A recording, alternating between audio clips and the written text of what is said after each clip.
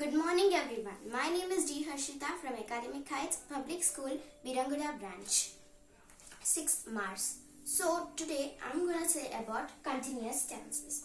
So continuous tenses have three parts.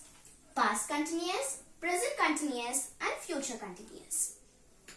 Past continuous. The structure of the past continuous is subject plus was or were plus ing form of the verb plus object. For example, I was going to the shopping mall. Here the subject is I and was is used and ing form of the verb is going and the object is shopping mall. Then present continuous tense. The structure is subject plus is, am or are plus ing form of the verb plus subject. For example, I am going to the shopping mall. Here the subject is I and am is used and ing form of the verb is going and this object is shopping mall.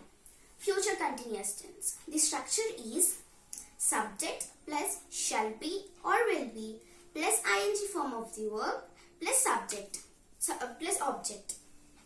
For example, I will be going to the shopping mall. So here the subject is I and will be is used and ing form of the verb is going and the object is shopping mall.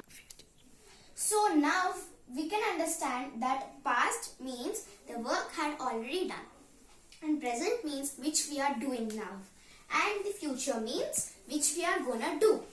So now let's do this project on the model. So this is the working model and now we'll make the sentences with these examples and we will check that is in the past continuous or present continuous or future continuous. So let's start it.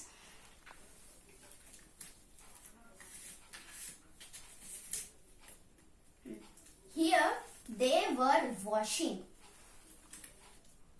They were drying and they were sleeping. So here this is in the past continuous tense because as I told that where or was should be used. So where is used. Here we can write they were washing the utensils.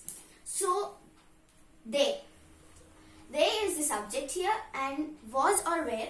Here the where is used and washing. It is the ing form of the verb and utensils are the object.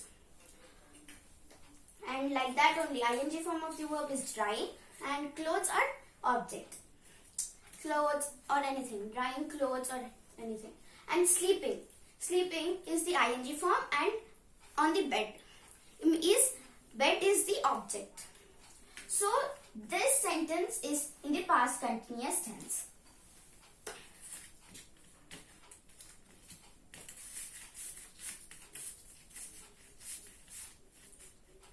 I am walking. I am reading. And I am buying. So these comes under present continuous tense because am is used for present. Is, am or are. If it is used, it comes under present continuous tense. So here the subject is I and am is used and ing form of the verb is walking and I am walking in the path. I am walking in the park. So like that. So if I am walking in the park, so the object will be park. And I am reading in my room. So object will be room and ing form of the verb will be reading. And buying. I am buying fruits. So buying is the ing form and fruits are the object. So these sentences comes under present continuous tense.